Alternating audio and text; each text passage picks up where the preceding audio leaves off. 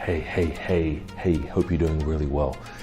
Do not use a debit card when opening up an Amazon. Do not use a debit card. That's what I'm saying.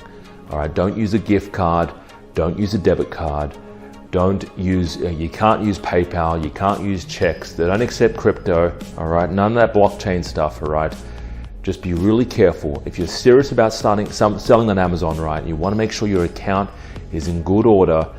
And you don't want to pee off Amazon because they get peed off. Mr. Jeff Bezos doesn't like those gift cards. He doesn't like debit cards. He likes credit cards, all right? So one surefire way of getting your account banned is opening up an Amazon account using a debit card or a credit card in somebody else's name, all right? So just don't do it, all right? That's my advice for today. Don't do it.